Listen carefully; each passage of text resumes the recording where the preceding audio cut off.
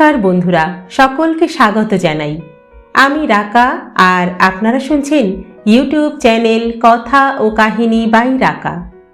বন্ধুরা, আমরা পাঠ করছি শ্রদ্ধেয় সাহিত্যিক সমরেশ মজুমদারের উপন্যাস কুলকুণ্ডলিনী। গত কয়েকদিনে আমি আপনাদের উপন্যাসটির প্রথম 4টি পর্ব পাঠ করে শুনিয়েছি।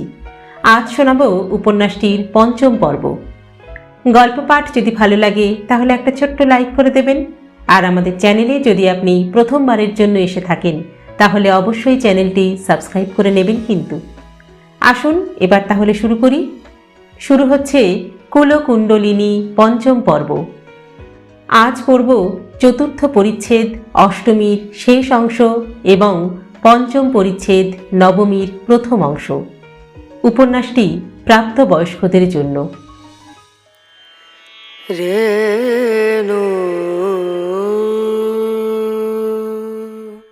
মূলাধার থেকে সহস্রার পর্যন্ত ব্যাপ্ত 7টি চক্র নিয়ে গঠিত কুলকুণ্ডলিনী এক মহাজাগতিক শক্তি, যা সুপ্ত রয়েছে আমাদেরই শরীরে। বিধাতার অমোঘ নির্দেশে প্রতিটি প্রাণকে এই পৃথিবীর বুকে জন্মগ্রহণ করতেই হয়।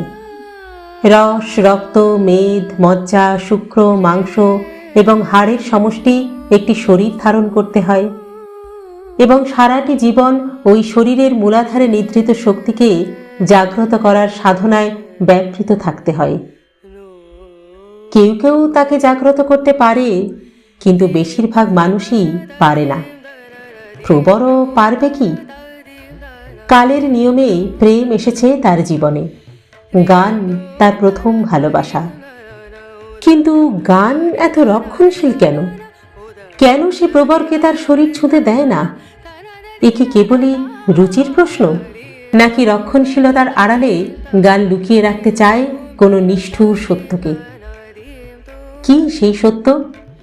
প্রবর কি পারবে নিয়তির সেই অমোঘ সত্যকে মেনে নিতে, নাকি সেও হারিয়ে যাবে কালের গর্ভে? আসুন জেনে নিই আজকের পর্ব থেকে।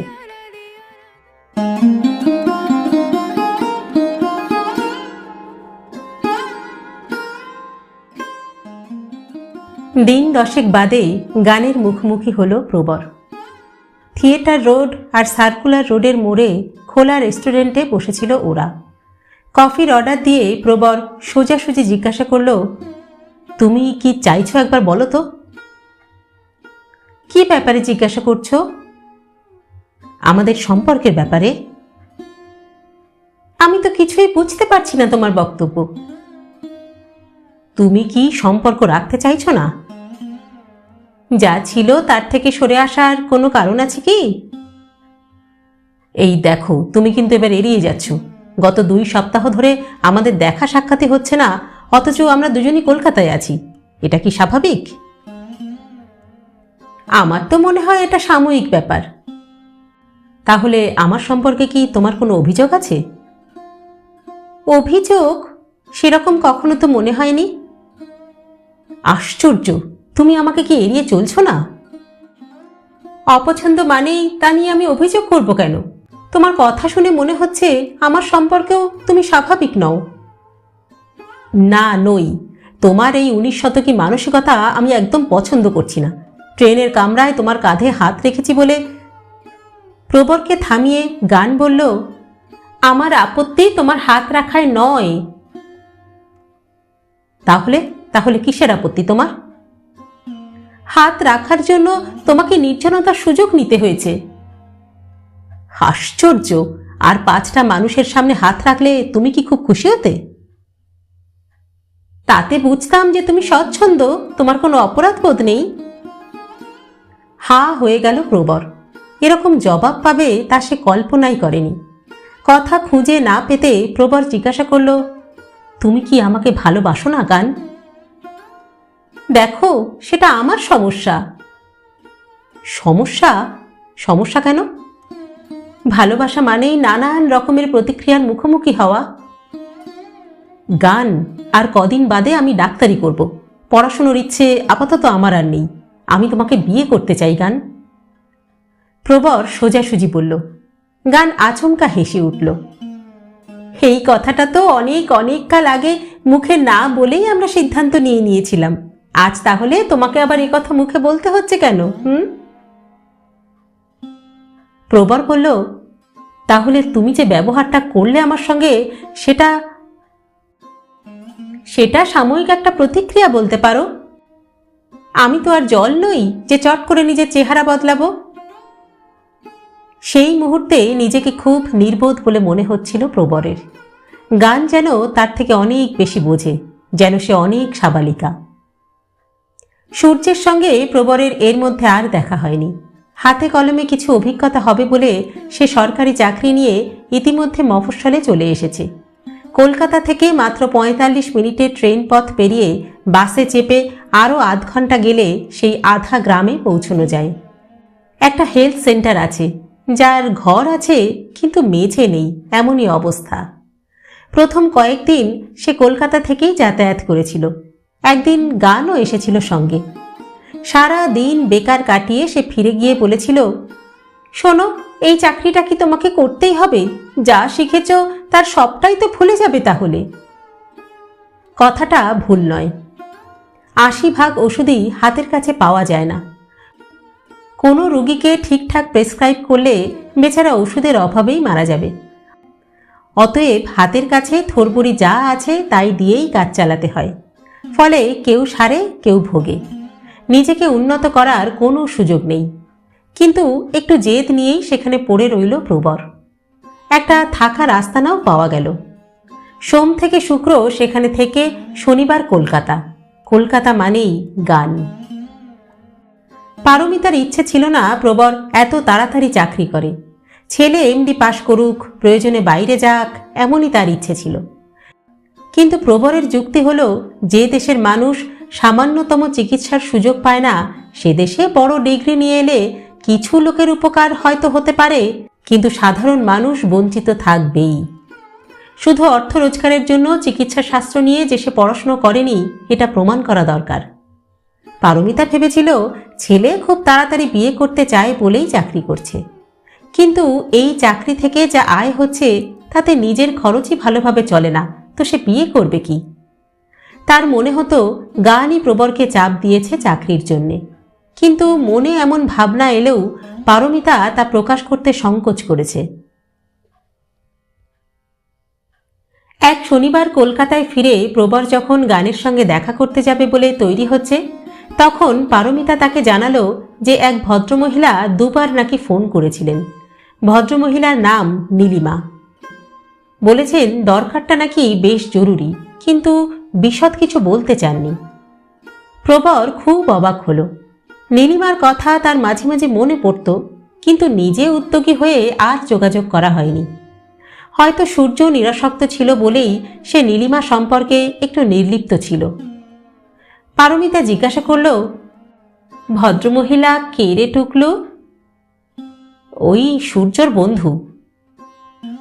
ও।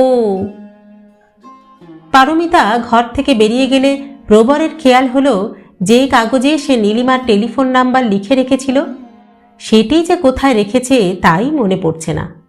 সে গানের সঙ্গে দেখা করতে ওদের বাড়িতে গেল। গানের বাবা বসেছিলেন ঘরে। প্রবরকে দেখেই মুখ তুললেন। প্রবর হাসল। কেমন আছেন আপনি? বৃদ্ধ সামান্য সময় তাকিয়ে থাকলেন, তারপর বললেন, তুমি কিছু জানো না প্রবর? চোখ ছোট হলো প্রবরের। কি ব্যাপারে বলুন তো? গানের অসুস্থতা নিয়ে কোনো খবরই কি তুমি রাখো না? অসুস্থতা? গানের? কি বলছেন কি আপনি? হ্যাঁ, গত পরশু ঠাকুরপুকুরে ওকে ভর্তি করা হয়েছে। তোমার মাসিমা আর তান গিয়েছেন আজ। এই ফেরারও সময় হয়ে এলো ওদের। বৃদ্ধের চোখে জল। কি বলছেন কি আপনি? হঠাৎ পৃথিবীটা যেন অন্ধকার হয়ে গেল প্রবরের সামনে। আমি জানতাম তুমি জানো, অনেক দিন ধরেই তো তোমরা মিশছ। আগে না, আমি তো কিছুই জানি না। আকাশ থেকে পড়ল প্রবর। অসম্ভব, এ হতে পারে না, গত রবিবারেও তো ও আমাদের বাড়িতে গিয়েছিল। হো এটা এতকাল বহন করে এসেছে প্রবর। একটি শিক্ষিতা মেয়ে এমন নির্বোধ যে হবে তা কে ভাবতে পেরেছিল বলো? ডাক্তার বলেছেন ও অন্তত 1 বছর আগে জানতে পেরেছিল। জানা মাত্র চিকিৎসা শুরু হলেই লড়াই করার হয়তো একটা জায়গাও থাকতো, কিন্তু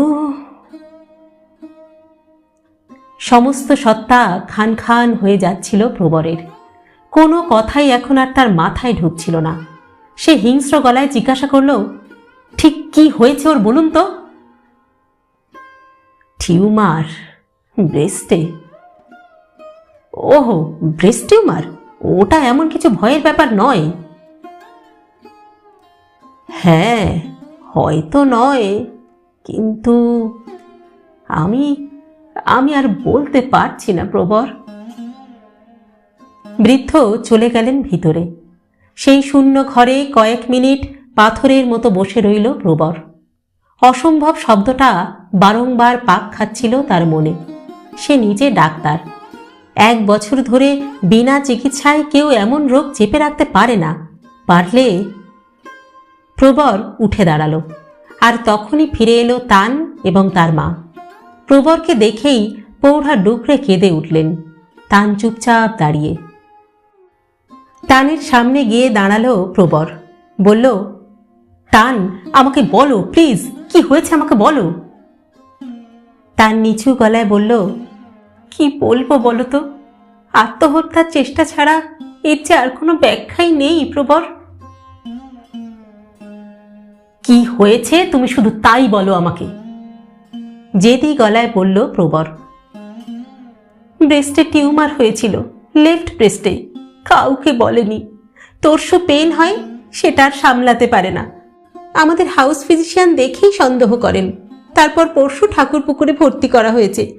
আজ সকালে জানা গেছে ওটা সত্যিই ম্যালিগন্যান্ট।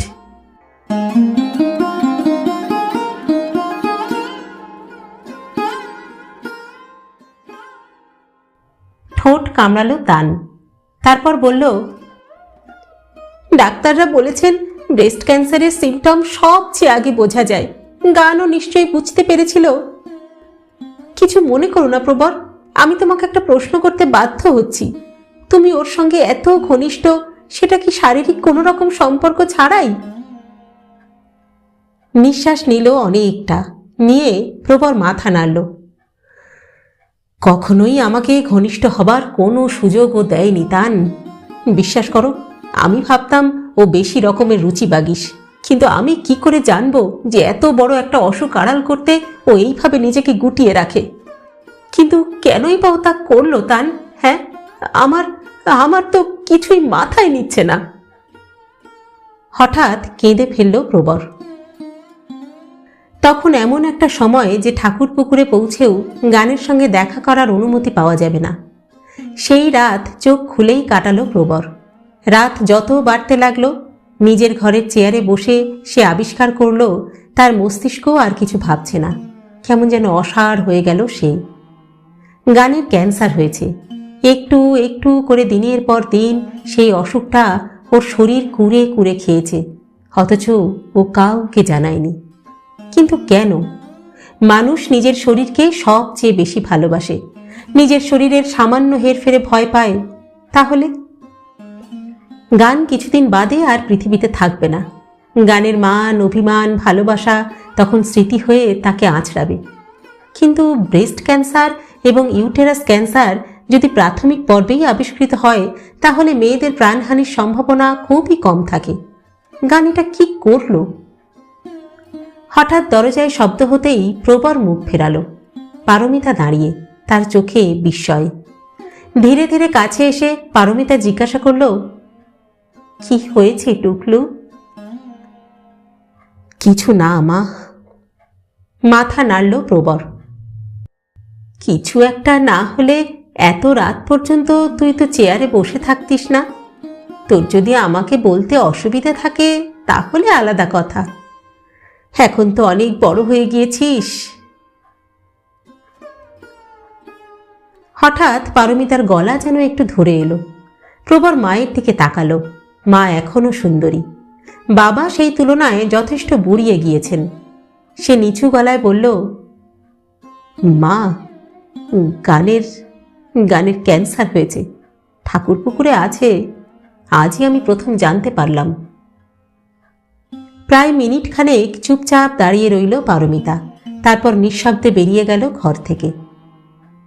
শূন্য ঘরে নিজের বলা কথাগুলোকে যেন নিঃশব্দে মারপিট করতে শুনল প্রবর। গান থাকবে না, গান আর থাকবে না।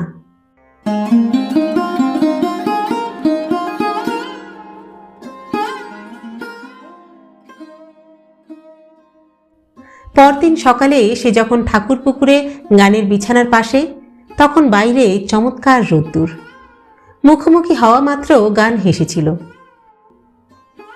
কেমন আছো? গলা বন্ধ হয়ে গিয়েছিল প্রবরের। তাকে এই প্রশ্নের উত্তর দিতে হবে? খানিক চুপ করে থেকে সে জিজ্ঞাসা করেছিল, এতদিন আমাকে বলনি কেন গান? গান মাথা নেড়েছিল।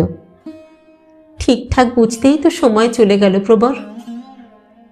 মিথ্যে কথা, তুমি জানতে, তাই তুমি ট্রেনের কামরায় আমাকে ভয় পেয়েছিলে। গান চোখ বন্ধ করল, ভিজে গেল চোখের পল্লবগুলো। প্রবর বলল, মন শক্ত করো গান, তোমাকে বাঁচতেই হবে, ইউ মাস্ট। যে জীবন আর কিছুই দিতে পারবে না, সেই জীবন বেঁচে কি লাভ বলো তো? দেওয়া বলতে তুমি কি বোঝো? তুমি তো শরীর চাও, কিন্তু দেওয়ার মতো শরীর যে আমার আর নেই প্রবর। যেন প্রচণ্ড জোরে প্রবরের গালে কেউ চড় মারল। আস্তে আস্তে উঠে দাঁড়ালো সে। গান বলল, তুমি বলেছ প্রেম বাঁচাতে গেলে শরীর দরকার, তাই না? প্রবর বেরিয়ে গেল। ডক্টর গুপ্তের দেখা পেল না সে। যিনি গানকে দেখছেন সেই ডাক্তারের সঙ্গে নিজের পরিচয় দিয়ে কথা বলল সে। ভদ্রলোক এখনো আশাবাদী, যদিও বেশ দেরিতে ধরা পড়েছে, কিন্তু অপারেশন করলে রোগের অগ্রগতি হয়তো থামানো যেতে পারে। ওরা অপারেশন করবেন আগামীকাল। 7টা দিন যেন ঘোরের মধ্যে কেটে গেল প্রবরের। গানের অপারেশন হয়েছে, 2টি স্তনই নির্মূল করে বাদ দিতে হয়েছে। তার ওজন কমছিল, কিন্তু শরীর ছোট হয়ে আসেনি। জ্ঞান ফেরা এবং ঘুমের মধ্যে কয়েকদিন কাটিয়ে সে যখন কথা বলতে পারল, তখন ওর আত্মীয়দের পাশে পারমিতাও বসে। যতক্ষণ তৃতীয় ব্যক্তি ছিল, ততক্ষণ পারমিতার সঙ্গে একটাও কথা বলেনি গান। তাকে শোনানো হয়েছে যে প্রবর ডাক্তারদের সঙ্গে কথা বলেছে। যখন সে পারমিতার সঙ্গে একা হলো, তখন বলল, মাসিমা, আমার একটা কথা আছে। বলো গান। বলছিলাম, আপনি খুব তাড়াতাড়ি প্রবরের বিয়ে দিয়ে দিন, কেমন? তাড়াতাড়ি? কত তাড়াতাড়ি? এই ধরুন আমি থাকতে থাকতে। আসলে ও খুব সেন্টিমেন্টাল তো, আর ওর একটা অবলম্বনও দরকার। পারমিতা বলল, মাসখানেকের আগে তো কিছু করা যাবে না গান? মাসখানেক? পাত্রী কি ঠিক হয়ে গেছে মাসিমা? হ্যাঁ, ঠিক হয়ে গিয়েছে। ও কেমন স্বভাব? স্বভাব মন্দ নয়, তবে মেয়েটা ভীষণ বোকা, আর সেটাই তো চিন্তার। না না মাসিমা, বোকা মেয়ের সঙ্গে একদম ওকে বিয়ে দেবেন না, প্রবর খুব কষ্ট পাবে। বলছো? তাহলে তো আবার আমাকে ভাবতে হয়।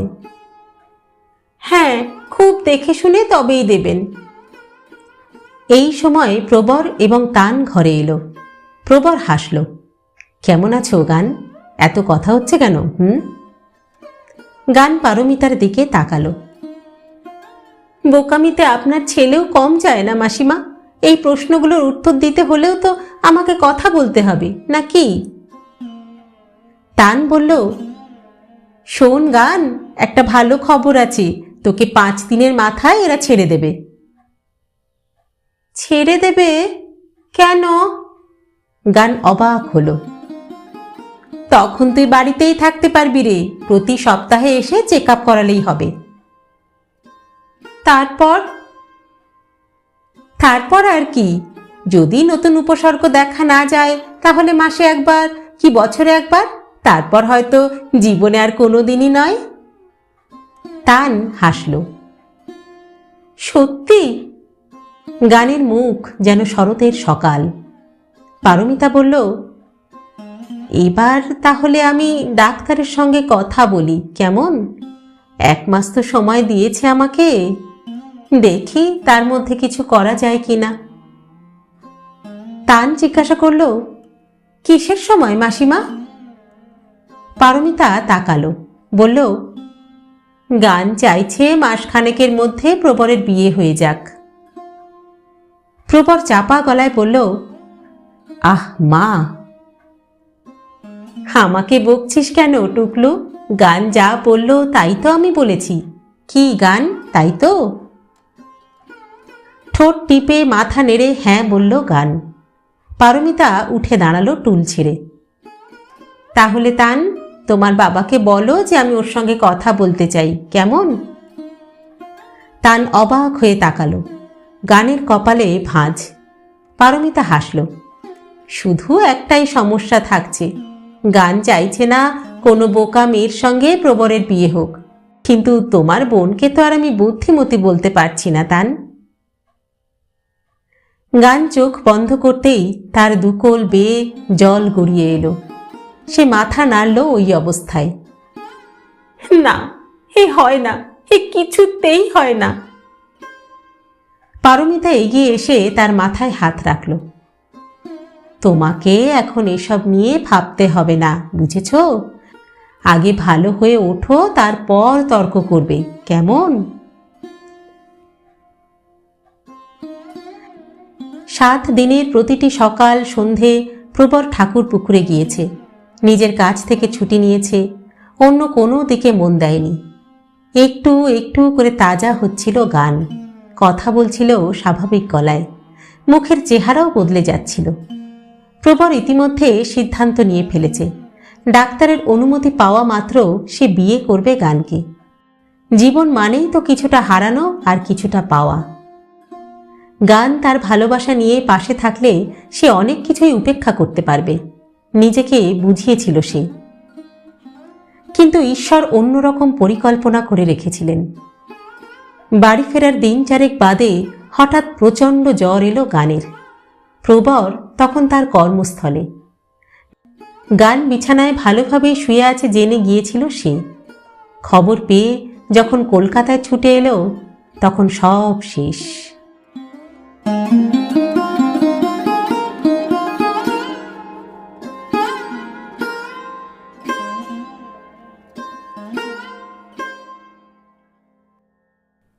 পৃথিবীটা হঠাৎ একেবারে ফাঁকা হয়ে গিয়েছিল প্রবরের কাছে। চারপাশে সব আগের মতো আছে, শুধু গান নেই। যতই ইচ্ছে হোক তার কাছে আর পৌঁছানো যাবে না। মানুষের শরীরের সঙ্গে সঙ্গে তার অস্তিত্ব লোপ পেয়ে গেল। পৃথিবীকে যারা কিছু দিয়ে যান তাদের ক্ষেত্রে অবশ্য এ কথা প্রযোজ্য নয়, কিন্তু বেশিরভাগ মানুষের বেলায় ওই কথাই খেটে যায়। হ্যাঁ, গান যদি বেঁচে থাকতো, যদি তার স্ত্রী হতো, তাহলে একটি পূর্ণ নারীর সব রকম ভূমিকায় অবশ্যই তাকে দেখা যেত না। যদি সন্তান আসতো তাহলে তাকে স্তন দুগ্ধ থেকে বঞ্চিত হতে হতো, কিন্তু এই সবই তো মেনে নিত প্রবর। তার কেবলই মনে হতে লাগলো মানুষকে খুশি রাখতেই বুঝি ঈশ্বরের আনন্দ, যদি হয়তো ঈশ্বর বলে কোনো অস্তিত্ব থাকেন। ছেলের মানসিক অবস্থা বুঝতে পেরেছিল পারমিতা, কিন্তু সান্ত্বনার কথা সে নিজে থেকে বলতে চায়নি। অপারেশনের পর ছেলের মনের কথা বুঝে যখন হাসপাতালে সে গানকে বিয়ের কথা বলতে গিয়েছিল, তখনও নিজেকে নির্লিপ্ত রেখেছিল। ডাক্তার যাই বলুক, পুত্রবধূ হিসাবে একটি অসম্পূর্ণ নারীকে গ্রহণ করতে পারমিতার মন চায়নি। কিন্তু মেয়েটার মুখের চেহারা পাল্টে গেছে দেখেও তার খুব ভালো লেগেছিল। এখন তার ছেলে যে প্রতি শনিবার কলকাতায় আসছে না, তাতে তার কষ্ট হচ্ছে, কিন্তু তা নিয়ে সে কোনো কথা বলেনি। সব ক্ষতের জন্যে প্রলেপ দরকার। মনের ক্ষতের সবচেয়ে বড় প্রলেপ কাজ আর সময়।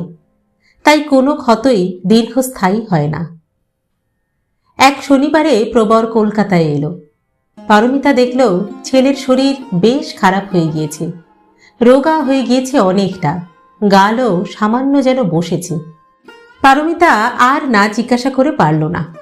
সে বলল, হ্যাঁ রে, তোর শরীর এমন হয়েছে কেন? মুখ না ফিরিয়ে প্রবর বলল, কেন, আমি তো ভালোই আছি। কিন্তু তোর চেহারা কিন্তু সে কথা বলছে না। আরে ধুর, একটু খাটনি যাচ্ছে, খাওয়া দাওয়ারও তো একটু সমস্যা হয়, ওই আর কি। তা আমি বলি কি, ওখানে পড়ে থেকে আর লাভ কি? কি করতে বলছো তুমি? তোর বাবা বলছিল কলকাতাতেই প্র্যাকটিস করতে। উনি মোড়ের মাথায় এক ভদ্রলোকের সঙ্গে কথাও বলেছেন, তিনি তার নিচের ঘরটা ভাড়া দিতে রাজি আছেন। চেম্বার সাজিয়ে বসলেই পেশেন্টের ভিড় আসবে, এ কথা তোমাকে কে বলল? আরে প্রথম দিন না আসুক, ধীরে ধীরে তো আসবে। আসলে মা, আমার মাঝে মাঝে মনে হয় চিকিৎসা করার বোধহয় কোনো মানেই হয় না। বেশিরভাগ অসুখই তো আমরা সারাতে পারি না। যেসব ওষুধ দিলে কিছুটা হয়তো কাজ দেয়, তা কেনার সামর্থ্যও প্রায় 90% মানুষেরই নেই।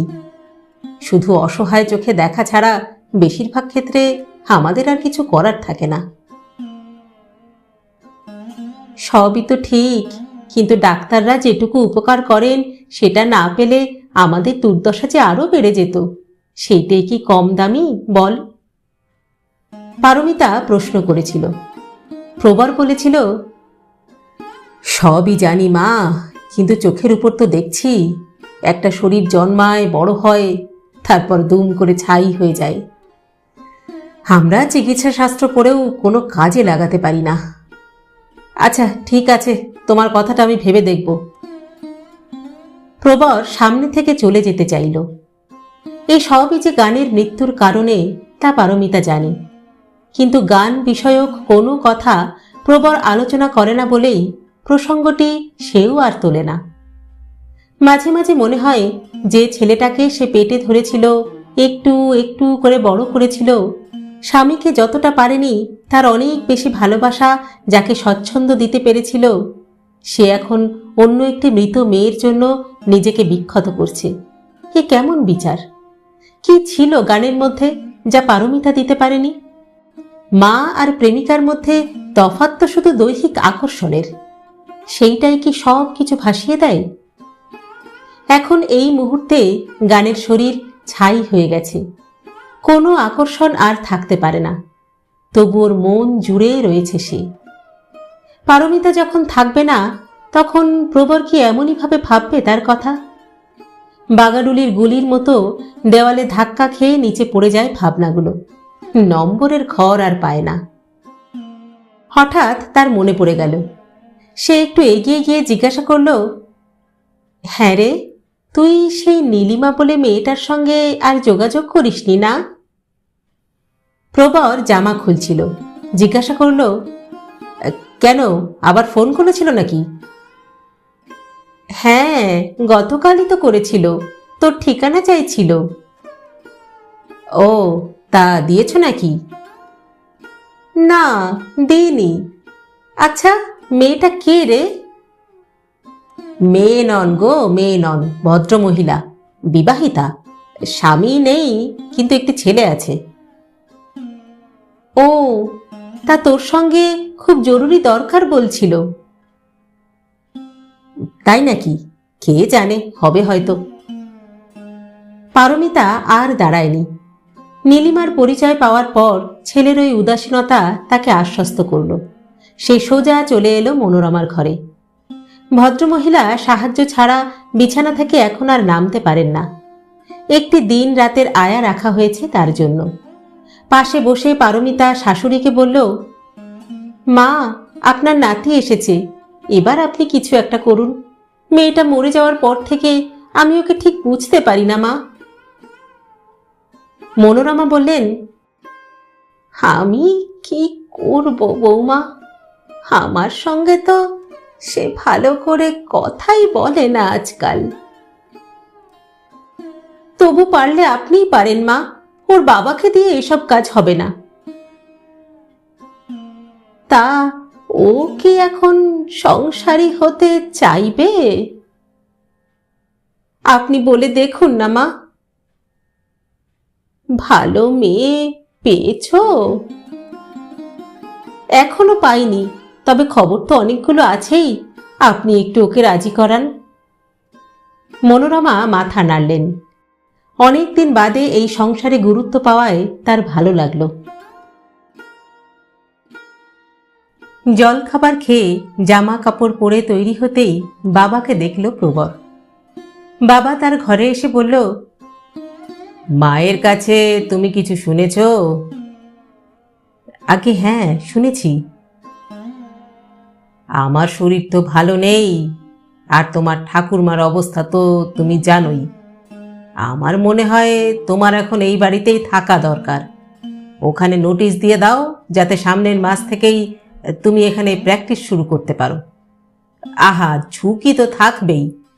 আজকের সমস্ত সফল ডাক্তারই প্রথম দিকে ঝুঁকি নিয়েছেন, তা জানো তো। তবে একটা মস্ত সুবিধা হলো, এই তল্লাটে ভালো ডাক্তার আর একজনও নেই। প্রবাল ছেলেকে বলল। প্রবর বলল, আমি যে ভালো মানুষ তো তা নাও মনে করতে পারে বাবা। এমন একজন ডাক্তার কি তুমি দেখাতে পারো যার সম্পর্কে কোনো মানুষের কমপ্লেন নেই? দুই একজনকে নিয়ে কেউ আর ভাবে না। বেশিরভাগ মানুষকে ইমপ্রেস করার দায়িত্ব হচ্ছে তোমার। ছাত্র হিসাবে যখন খারাপ ছিলে না, তখন নিজের উপর আস্থা নেই কেন তোমার? বাবা বেরিয়ে গেলেন। আজকাল ছেলের সঙ্গে কথা বলতে গেলে কিছুক্ষণ বাদেই আর বিষয় খুঁজে পাওয়া যায় না। ইচ্ছে না থাকলেও নিজেকে গম্ভীর রাখতে হয় সেই কারণেই। বাইরে বেরুবার আগে প্রবর মনোরমার ঘরে এলো। কেমন আছো ঠাকুমা? আর আছি। আমার কথা মনে পড়ল তাহলে? মনোরমা অভিমান করলেন। জবাব না দিয়ে প্রবর জিজ্ঞাসা করল, ওষুধপত্রগুলো ঠিকঠাক সব খাচ্ছ তো? তুই তুই এখানে একটু বস ভাই। মনোরমা বিছানা দেখালেন। প্রবর বসল। একটু তাকিয়ে থেকে মনোরমা বললেন, তুই তো ডাক্তার। আচ্ছা বল তো, প্রাণ কবে বেরোবে আমার? সেটা তো জ্যোতিষীরাই পারবে। হাসল প্রবর। মনোরমা বললেন, ছাই পারবে। আমার ঠিকুজিতে ছিল যে তোর ঠাকুরদা পরে মারা যাবে। আমার আর ভালো লাগছে না রে ভাই। এভাবে কি বেঁচে থাকা যায় বল? চার দেয়ালের বাইরে আমি তো কিছুই দেখতে পারি না। ঘরে কেউ না এলে কথাও বলতে পারি না। কেন, বাবা মা তো আছেন। তোর বাবা কাজকর্ম করে সে যখন বাড়ি ফেরে তখন একবার আসে। যাওয়ার আগে একটুখানি দাঁড়িয়ে আমায় দেখে যায়। আর তোর মা একা কত করবে বলতো? যদি এই বাড়িতে আর একটা মেয়ে থাকতো, তবে তার সঙ্গে দিব্যি গল্প করে আমার সময় কাটতে পারত। আর একটা মেয়ে কোথায় পাবে তুমি? বুড়ি ঠাকুরমার মুখের দিকে চেয়ে তুই রাজি হয়ে যা ভাই। দেখবি সে ঠিক এসে যাবে। শীর্ণ হাত বাড়িয়ে প্রবরকে স্পর্শ করলেন মনোরমা। প্রবর বলল, শরীর তোমার খারাপ ঠিকই, কিন্তু মাথাটা বেশ পরিষ্কারই আছে। মানে? মানে আর কি, ঠিক ঘুরিয়ে ফিরিয়ে একেবারে লাইনে চলে এলে। তা মতলবটা কার? কার মানে? মানে ওসব চিন্তা মাথা থেকে সরাও, বুঝেছো? কেন কেন সরাবো বলতো? তুই কি সারা জীবন সন্ন্যাসী হয়ে থাকবি নাকি? হ্যাঁ, আরে বাবা, সন্ন্যাসী হওয়া কি এত সহজ ব্যাপার নাকি? আমি আমি কোনো কথা শুনতে চাই না। মরার আগে তোর বউয়ের মুখ দেখে যেতে চাই ভাই। প্রবর একটু হাসল, তারপর উঠে এলো। সে বুঝতে পারল এবার চাপ আরও বাড়বে। মা এবং শেষ পর্যন্ত বাবাও ঠাকুরমার পাশে এসে দাঁড়াবেন। পারমিতাকে, মা আমি একটু বাইরে বেরোচ্ছি বলে সে যখন রাস্তায় নামল, তখন ঘড়িতে 8টা। গান চলে গেছে, তাই বলে প্রেমও কি জীবন থেকে চলে গেল? একটা মানুষ এক জীবনে কবার প্রেম করতে পারে? যাকে না দেখলে একসময় বুকের ভিতরটা খাঁ খাঁ করত, সে পৃথিবী থেকে চলে গেলে তার জায়গায় আর একজনকে কি বসানো যায়? সম্ভব? প্রবর এর উত্তর জানে না। গান চলে যাওয়ার ঠিক পরেই তার যেরকম মানসিক অবস্থা ছিল, এখন আর সেরকম নেই। তখন কোনো কাজই তার করতে ইচ্ছা করত না। এখন তো দিব্যি সকালে উঠে ঘুম ভাঙার পরে একটার পরে একটা কাজ সে করে যায়। তাহলে ট্যাক্সি নিল। নীলিমা এতবার ফোন করছেন কেন? ভদ্রমহিলার সঙ্গে তার একবারই মাত্র দেখা হয়েছিল।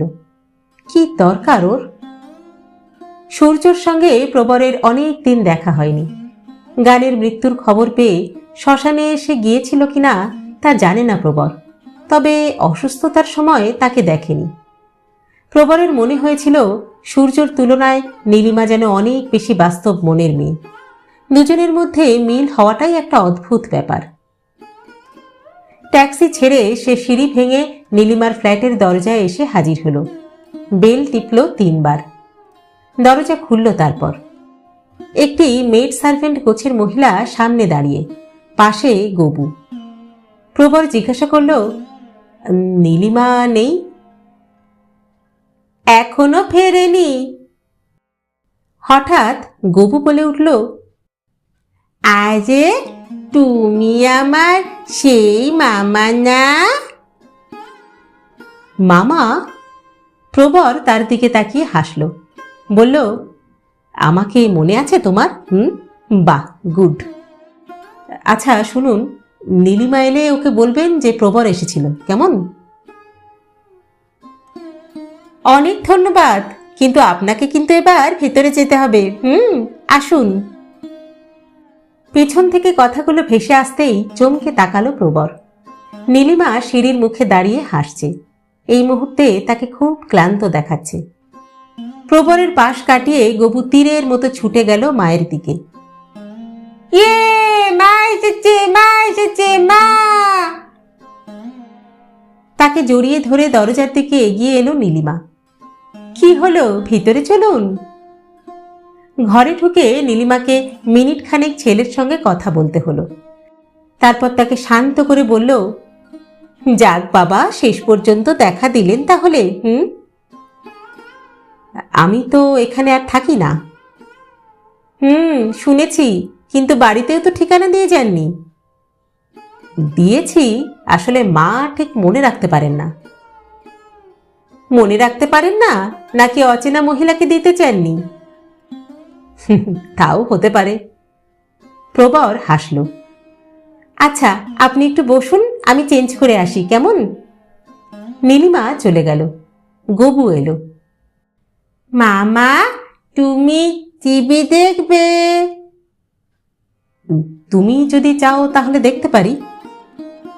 সঙ্গে সঙ্গে এগিয়ে গিয়ে ঘরের কোণে রাখা টিভি সেটের বোতাম টিপল গবু। প্রবর লক্ষ্য করছিল ছেলেটার মধ্যে একটু যেন অস্বাভাবিকতা আছে। হাঁটা চলা তাকানোয় একটু যেন গোলমাল। টিভিতে খবর হচ্ছে পাঞ্জাবে আরও 10 জন খুন হয়েছে। একটা বাস উড়িয়ে দিয়েছে উগ্রপন্থীরা। সেই ভাঙাচোরা বাস আর কিছু মৃতদেহের ছবি টিভিতে দেখাচ্ছিল। যেন ভয় পেয়েই তার কাছে সরে এলো গবু। অদ্ভুত গলায় জিজ্ঞাসা করল, আচ্ছা মামা, মানুষ কেন মরে যায়? বেঁচে থাকার সময় শেষ হয়ে যায় তো, তাই। তাই ওরা মরে গেছে? ওদের বেলায়। প্রবর জবাবটা শিশুর কাছে কিরকম হওয়া উচিত তা নিয়ে ভাবল। তারপর বলল, কিছু মানুষ অন্যায় করে ওদের মেরেছে, বুঝেছ? পুলিশ কিছু বলছে না কেন? বলবে, পুলিশ ওদের খুঁজে বেড়াচ্ছে। আমিও খুঁজবো ওদের। বেশ তো, বড় হয়ে খুঁজো, কেমন? হঠাৎ প্রবর আবিষ্কার করলো গবুর সঙ্গে তার গল্প করতে বেশ ভালো লাগছে। ওর সঙ্গে যে কোনো কথা বলার আগে নিজেকে যে বদলাতে হচ্ছে, তাতেই ভালো লাগাটা তৈরি হচ্ছে। গান চলে যাবার পর এত প্রশান্তি তার আর কখনো আসেনি। এই যে আঙ্কেলের সঙ্গে তুমি কি বকবক করছো? নীলিমার গলা পাওয়া গেল। আমি তো মামা বলেছি। হো তাই? তাহলে তো আমি বোকা হয়ে গেলাম। নীলিমা হেসে উঠল। মিনিট পাঁচেক বাদে গবুকে ভিতরে পাঠিয়ে নীলিমা বলল, কি খাবেন বলুন? কিছু না, আপনি কেন খোঁজ করছিলেন সেটাই আগে বলুন। নীলিমা হাসল, বলল, একবার এলেন, এসে তো ডুব মারলেন, তাই ভাবলাম অন্যায় করেছি। না, একটুও নয়। তা সূর্য কেমন আছে? আপনার সঙ্গে দেখা হয় না? না, আমি তো এখন মফস্বলে থাকি। আপনার ঠিকানাটা একটু লিখে দিন তো। উঠে গিয়ে একটা প্যাড আর কলম আনলো নীলিমা। প্রবর তাতে নিজের নাম ধাম লিখে বলল, তবে মনে হচ্ছে বেশিদিন আর এখানে নেই আমি। কেন? আসলে বাবা চাইছেন আমি কলকাতায় প্র্যাকটিস শুরু করি। তাই নাকি? বাহ, ভালোই তো। তা সূর্য আজকে আসবে? না, আপনি চলে যাওয়ার পর সে মাত্র একদিনই এসেছিল। সে কি, কেন? আমি জানি না, হয়তো আমাকে একঘেয়ে মনে হয়েছে ওর, কিংবা আমার চেয়ে আরো আকর্ষণীয় কাউকে পেয়ে গেছে। নীলিমা মুখ নামালো। আপনারা পরস্পরকে ভালোবাসতেন না? সবিস্ময়ে জিজ্ঞাসা করল প্রবর। আসলে আমি ভালোবাসা শব্দটার মানে আজ পর্যন্ত বুঝলাম না, জানেন। নীলিমার চোখ উপচে জল এলো। সে বলল, একবার দুর্ভাগ্য যাকে ছোবল মেরেছে তার আর কোনো নতুন করে স্বপ্ন দেখাটা যে বোকামি, এটা আসলে আমি বুঝিনি। শুনুন, আপনি শক্ত হন। আমি শক্তই আছি। দেখুন, আমি দেখতে যত সুন্দরই হই না কেন, বয়স 30-এর নিচে থাকলেও আমার সবচেয়ে বড় ডিসকোয়ালিফিকেশন কি জানেন? আমি বিবাহিতা এবং একটি সন্তানের মা। বাংলাদেশে প্রেম ও বিয়ে করার জন্য অবিবাহিতা মেয়ের তো আর অভাব নেই। যাজ্ঞে, ছাড়ুন। চোখ মুছল নীলিমা। আপনি ড্রিঙ্কস নেবেন?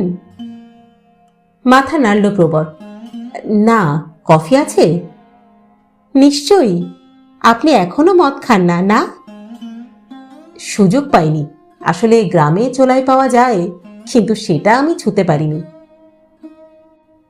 কিন্তু আমার যে মদ না হলে চলেই না।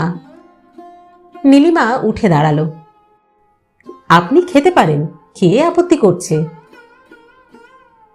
সূর্যর সঙ্গে আলাপের আগে আমার এই অভ্যেস ছিল না, জানেন। দেখুন, যা বুঝে সুঝে করেছেন তা নিয়ে আর কোনো আফসোস করবেন না। তাহলে আপনার জন্য কফি, তাই তো? প্রশ্নের উত্তরে সে মাথা নেড়ে হ্যাঁ বলতেই নীলিমা ভেতরে চলে গেল। টিভিতে এখন একটা সিরিয়াল শুরু হয়েছে। প্রবর সেটা বন্ধ করে দিল। নিজেকে বেশ একটু বোকা বলে মনে হচ্ছিল তার। সূর্যর সম্পর্কে সে ভুল বুঝেছিল। ভালোবাসা দিতে এবং সেটা ফিরিয়ে নিতে সূর্যের বিন্দু মাত্র অস্বস্তি হয় না। আচ্ছা, এটাকে কি ভালোবাসা বলে? খুব রাগ হচ্ছিল সূর্যের উপর। গান আর ওর মধ্যে কত তফাৎ। চোখ বন্ধ করে বসেছিল প্রবর।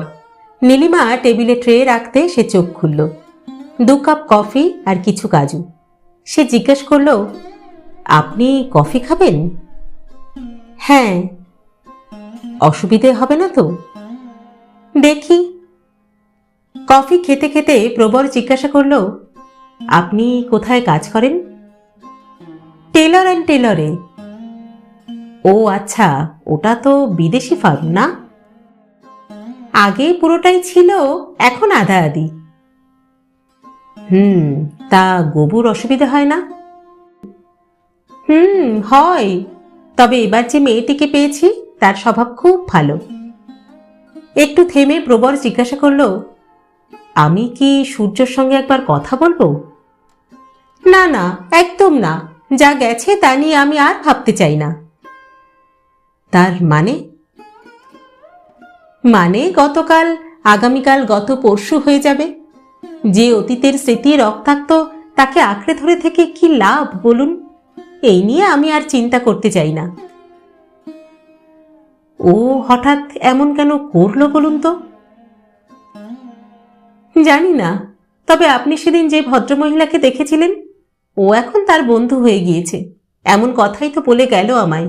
সেই ভদ্রমহিলার নাকি কোনো সংস্কার নেই, দাবি নেই, শারীরিক আনন্দের চূড়ান্ত দিতে এবং নিতে জানেন।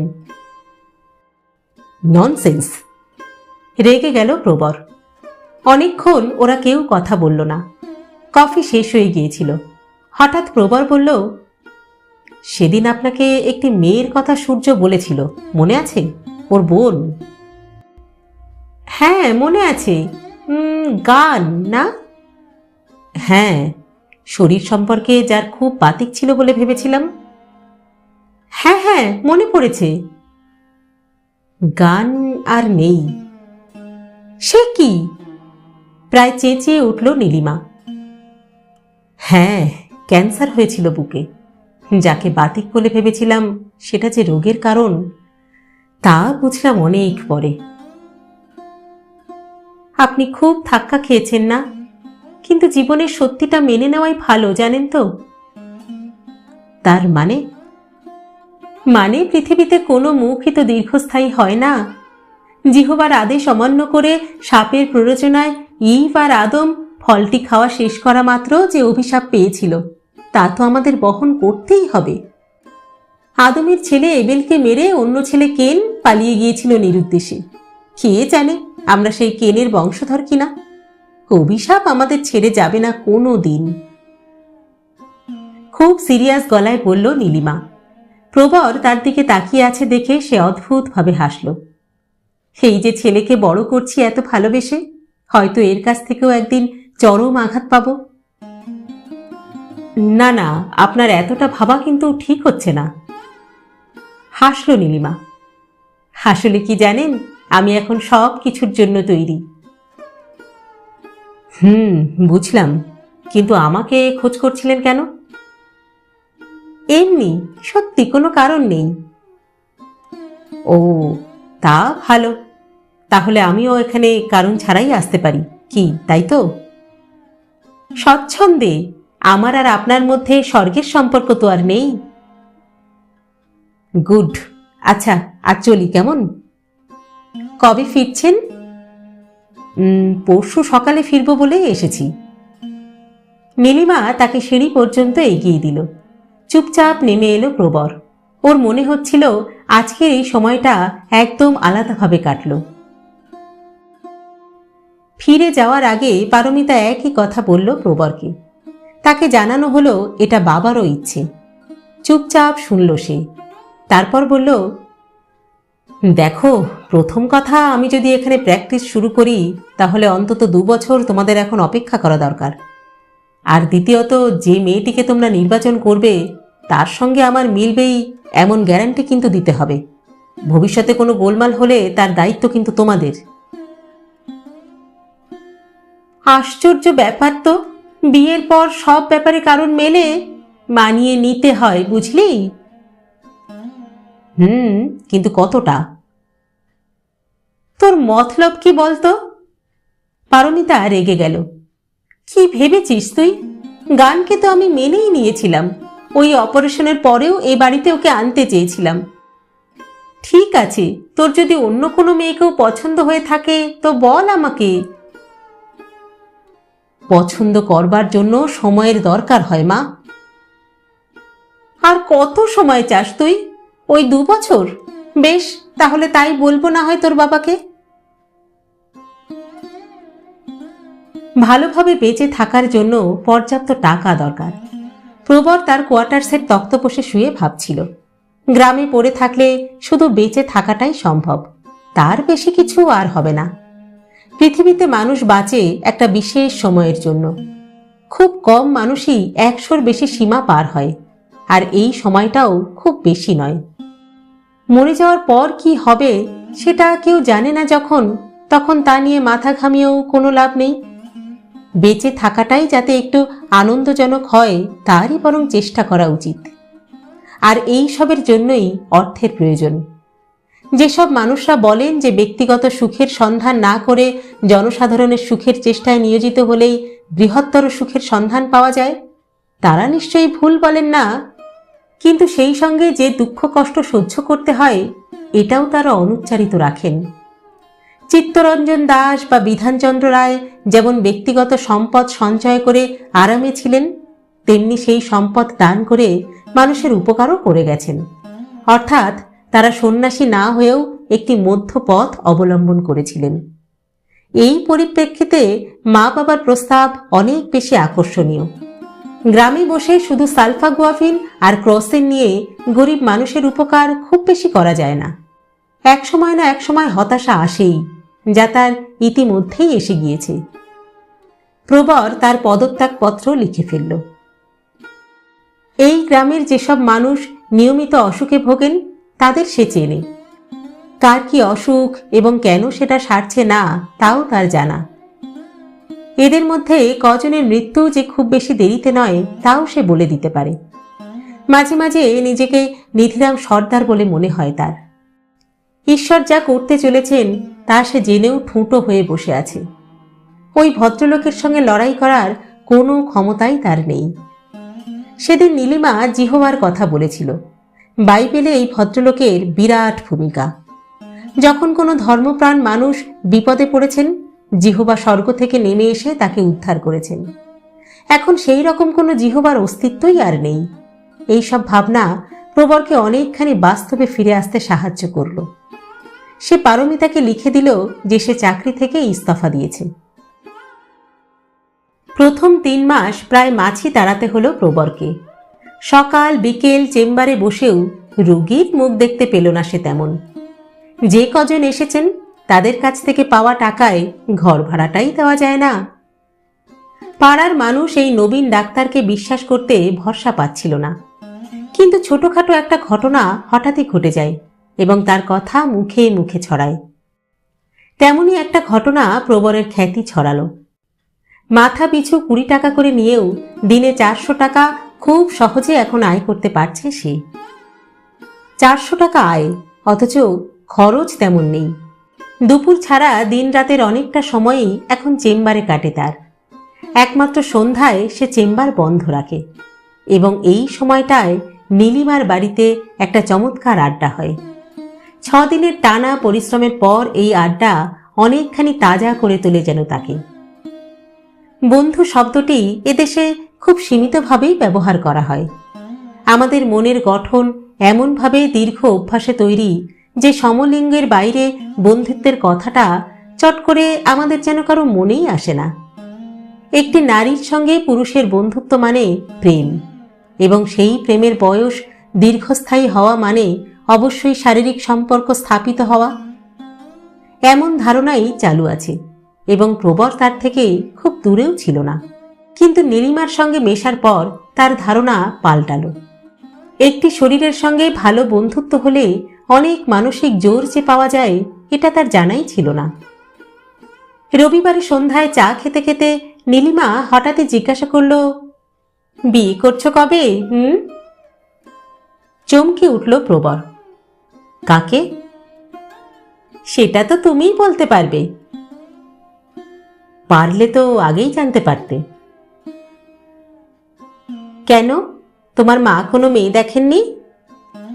জানি না, বিয়ের জন্য বলে বলে এখন বলা বন্ধ করেছে। নিজের যখন তেমন কাউকে পছন্দ নেই তখন মায়ের উপর নির্ভর করাই তো ভালো। কেন, তুমি একটি পাত্রী নির্বাচন করে দাও। হেসে ফেলল নীলিমা। আমি আমি তো তেমন কাউকেই চিনি না। অফিসে যাদের দেখি তাদের সঙ্গে তোমার বনবে না। যারা তোমার বউয়ের সঙ্গে সংসার করবেন তাদের উপরেই বরং এ ব্যাপারে ভরসা করাটা ভালো, বুঝেছ? অর্থাৎ আমার নিজের কোনো পছন্দ অপছন্দ থাকতে পারে না, তাই তো? সেই সুযোগ তো তোমাকে প্রথমেই দেওয়া হয়েছে, আছে নাকি কেউ? না। প্রবর হাসল। হাসছ যে? তোমার কাছে প্রতি রবিবার আসি বলে মা আমাদের সম্পর্ক নিয়ে জানতে চেয়েছিল। বন্ধু বললাম, কিন্তু মুখ দেখে মনে হলো মেনে নিতে পারলেন না। তুমি বরং একদিন আমাদের বাড়িতে চলো, বুঝলে? মায়ের সঙ্গে তোমার আলাপ করিয়ে দেব। যেতে পারি, কিন্তু তিনি সহজভাবে আমাকে নিতে পারবেন না। শোনো, বিয়ের কিছুদিন বাদে তুমি আমার কথা তোমার বউকে বলবে। যদি তার কোনো আপত্তি থাকে আমার সঙ্গে মিশতে, তাহলে তৎক্ষণাৎ এই সম্পর্ক তুমি ত্যাগ করবে, বুঝেছ? বাহ, চমৎকার তো। আমি কি পুতুল নাকি? দেখো, সংসারে থাকতে গেলে এসব একটু মানতেই হয়। কিন্তু আমি তো কোনো অন্যায় করছি না। তুমি কি করছো তার বিচার করবে তো অন্যজন। বাজে কথা। আজ তোমার মুড ভালো নেই, তাই তো? নীলিমা হাসল। প্রবরের মনে হলো হাসিটা যেন স্বাভাবিক নয়। নিজেকে সে অনেকবার প্রশ্ন করেছে যে নীলিমাকে সে ভালোবাসে কিনা, সসন্তান নীলিমাকে বিয়ে করতে সে পারবে কিনা, কিন্তু কখনোই কোনো জবাব পায়নি। আসলে জবাব তৈরি হবার মতো পরিস্থিতি কখনো তৈরিই হয়নি। নীলিমা তার বন্ধু, শুধুই বন্ধু। মাঝে মাঝে এও মনে হয় যে সে যদি নীলিমাকে বিয়ের প্রস্তাব দেয়, তাহলে সবচেয়ে হয়তো অবাক হবে নীলিমা নিজেই, হয়তো অপমানিতও বোধ করতে পারে। প্রবর তখন আরেকটি সুযোগ সন্ধানী পুরুষ হয়ে উঠবে তার চোখে। সহজ সম্পর্ক বলেই ওরা এখনো সূর্যর কথা নিয়ে আলোচনা করতে পারে। গানের কথা উঠলে স্মৃতি খুঁড়তেও তেমন একটা অসুবিধা হয় না। অথচ নীলিমার কেউ ওর সম্পর্কে আগ্রহ দেখালে সেটা প্রবরকে জানিয়ে হাসাহাসি করতেও তার দ্বিধা হয় না। প্রবর এ ব্যাপারে উস্কালে সে চোখ বড় বড় করে বলে, আবার ন্যাড়া দুবারের বেশি বেলতলায় যায়। দুবার মানে? কেন, একবার লোভে আর দ্বিতীয়বার মরিয়া হয়ে পড়ে থাকা বেলটা কুড়িয়ে আনতে, বুঝেছ? হেসে ওঠে নীলিমা। পুরুষ জাতটাকেই তো আমার চেনা হয়ে গেছে। তোমার সামনে তো এখনো একজন পুরুষ বসে আছে। তুমি তো আর আমার শরীর চাও না, কি চাও? জবাব দিতে পারেনি প্রবর। জবাব না দেওয়ায় সম্পর্ক সহজতর হয়েছে।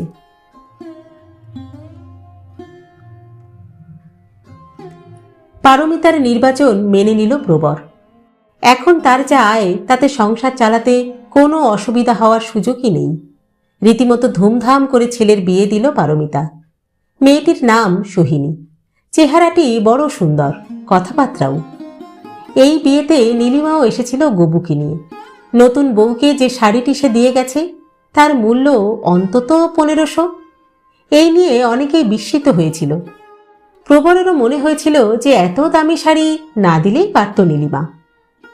সোহিনীর সঙ্গে একটা সমঝোতা তৈরি হলো, কারণ সোহিনী এই বাড়ির বউ হতেই এসেছে। একটি শিক্ষিতা মেয়ের সব রকম গুণ নিয়ে সে প্রবরকে বুঝতে চেয়েছে। দুপুর 2টো থেকে 5টা এবং রাত 11টার পর যে মানুষটাকে ঘরে পাওয়া যায় তার সঙ্গে প্রেমের সম্পর্ক আচমকা তৈরি হয় না, কিন্তু সমঝোতা হয় স্বাভাবিক নিয়মেই। যেহেতু সোহিনী সুন্দরী, তাই তার একটা আকর্ষণ ছিলই, কিন্তু সেতু তৈরি হতে কয়েকটা দিন খরচ করল প্রবর। তারপর যেদিন সে সংযম হারালো, সেদিন থেকে এটাই যেন একটা অভ্যেসে রূপান্তরিত হয়ে গেল। নীলিমার সঙ্গে যোগাযোগ ক্ষীণ হলো। গান এবং নীলিমার কথা প্রবর সোহিনীকে বলেছে। চুপচাপ শুনেছে সোহিনী। প্রবর বলেছে, তোমার নিজের জীবনে যদি কোনো ঘটনা কিছু থাকে তাহলে কিন্তু তুমি আমায় বলতে পারো। সোহিনী শান্ত গলায় বলেছিল, সময় পাইনি।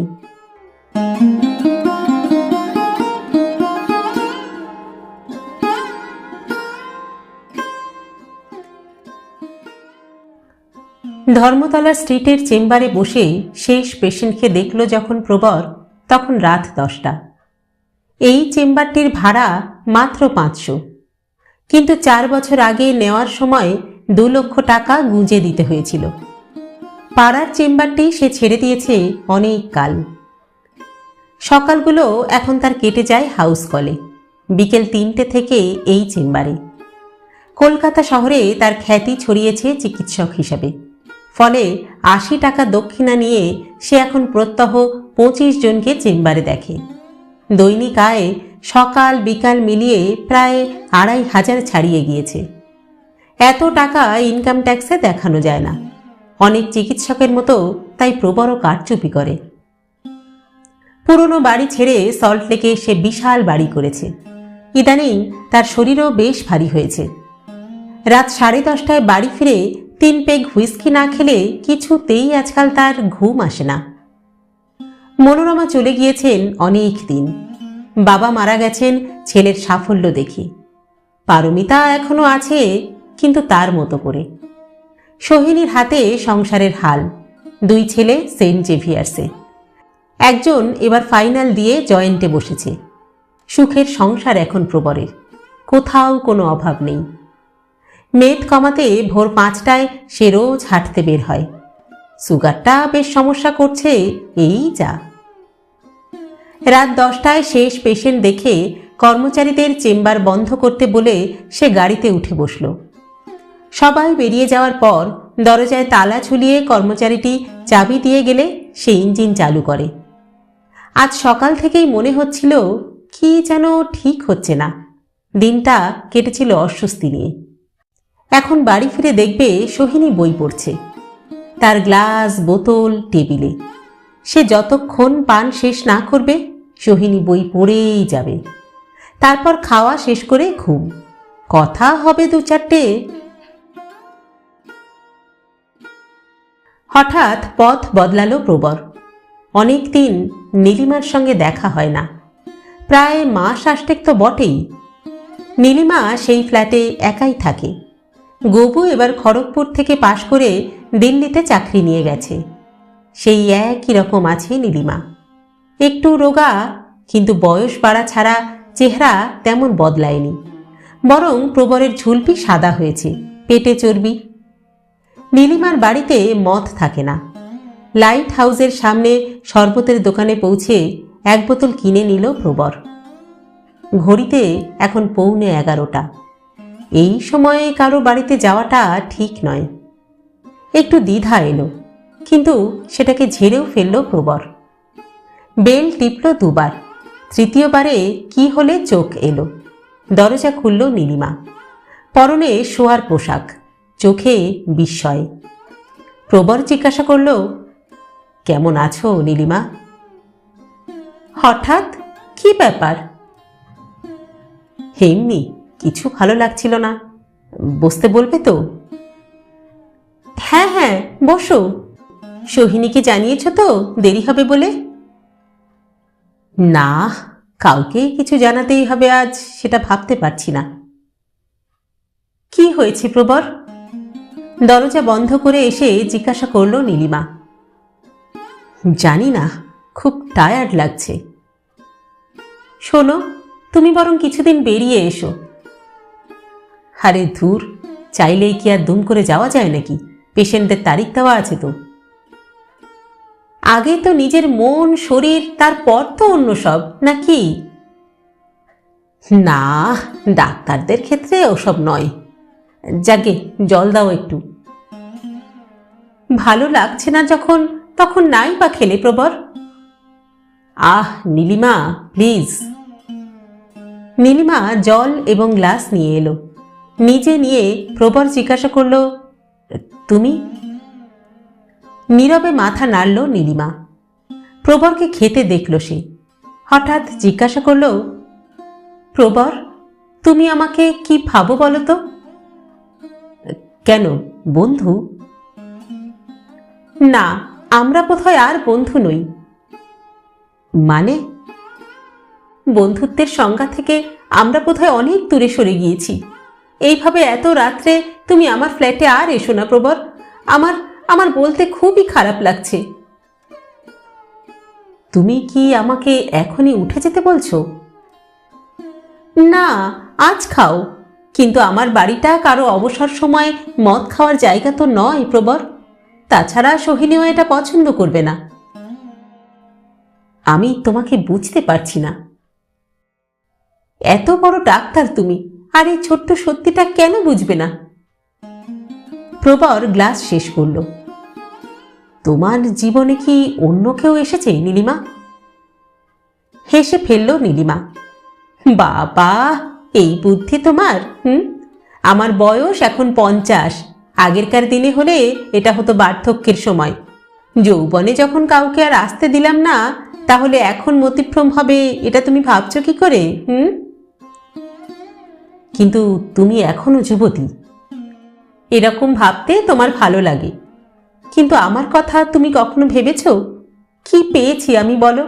কোনো পরিচিতি, কোনো সিকিউরিটি? সেটা আমি তোমাকে দিতে পারতাম, কিন্তু তুমি তো নিতে চাওনি।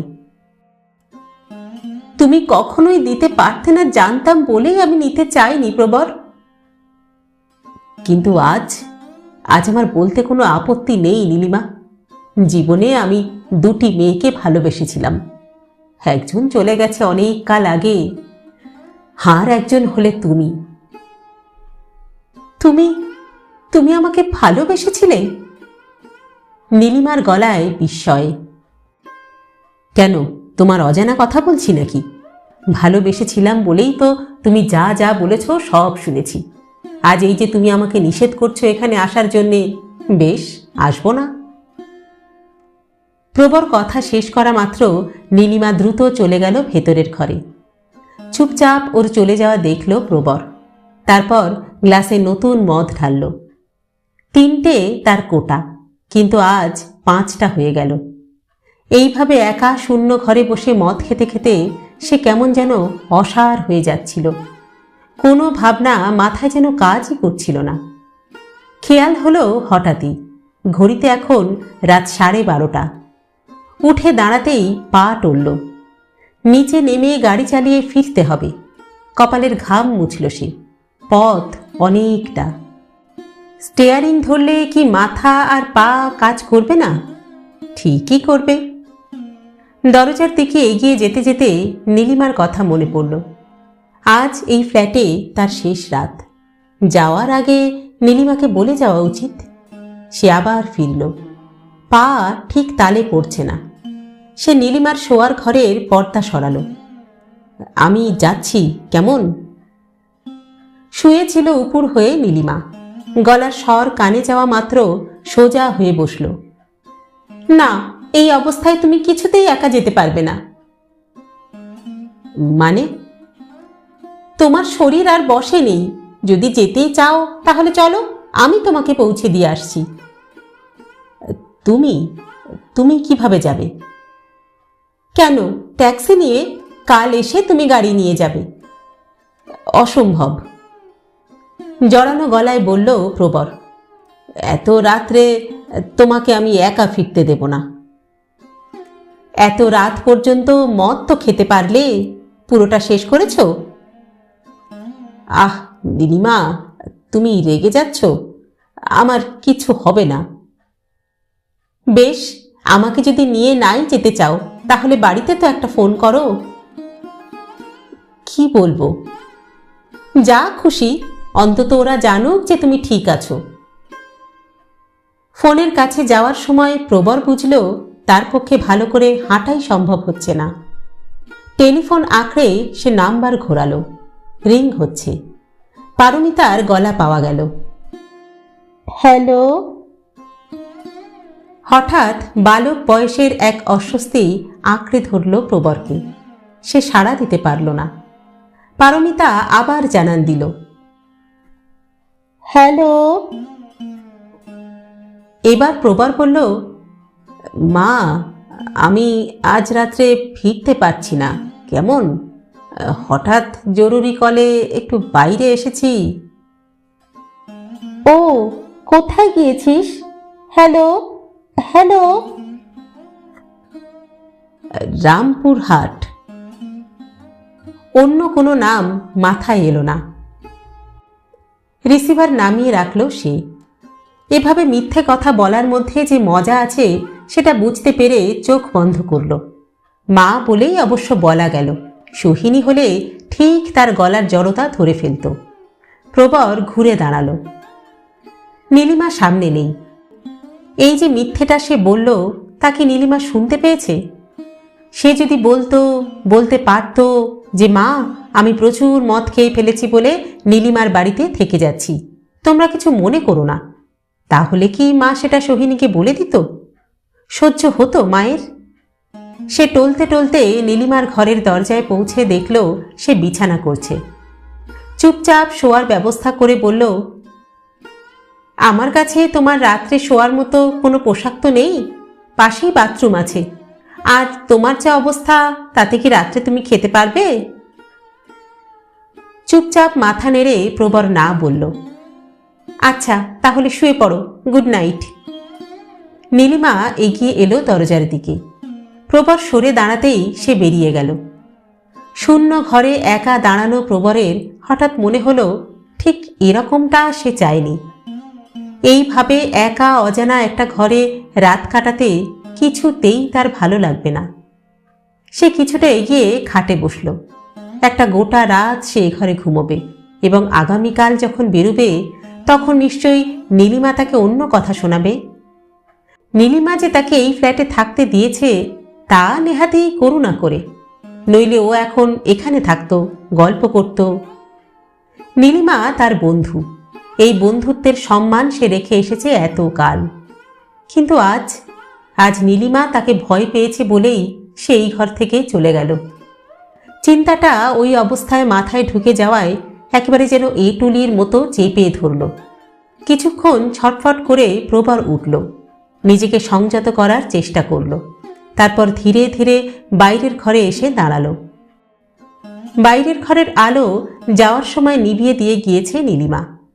সে পাশের ঘরের দরজার দিকে তাকালো। পর্দা ঝুলছে কিন্তু আলো জ্বলছে না। নিঃশব্দে বাইরে বেরুবার দরজায় চলে এলো প্রবর। অনেকটা সময় নিয়ে সে দরজা খুলল। সামান্য শব্দ হলো, কিন্তু সেটা শোনার মতো মানসিক অবস্থা ছিল না তার। বাইরে পা দিয়ে বুঝল দরজাটা চেপে বন্ধ করতে গেলে আওয়াজ হবে, কিন্তু ওটাকে খোলা রেখে চলে যাওয়া যায় না। প্রবর ইতস্তত করছিল। ঠিক এমন সময় নীলিমাকে দেখা গেল। পেছনে অন্ধকার। কোথায় যাচ্ছ? আমার চলে যাওয়া উচিত। প্রবর বিড়বিড় করল। না বলে চোরের মতো পালাচ্ছ কেন?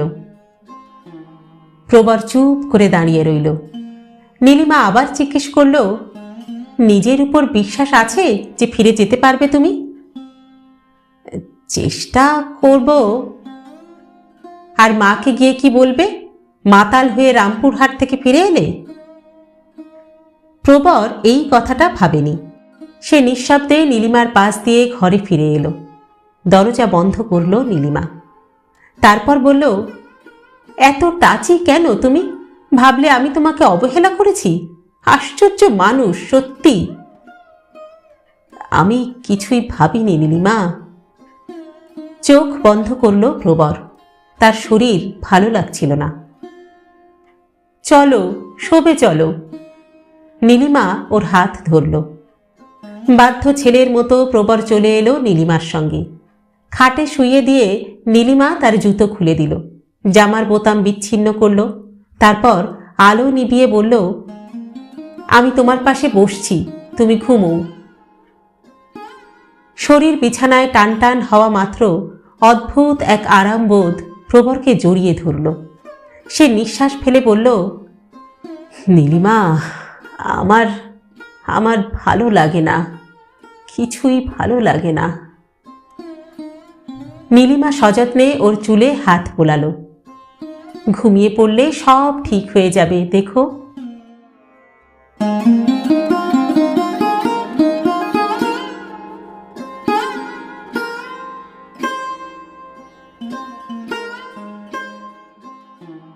শেষ হলো কুলকুণ্ডলিনী পঞ্চম পর্ব। লিখেছেন শ্রদ্ধেয় সাহিত্যিক সমরেশ মজুমদার।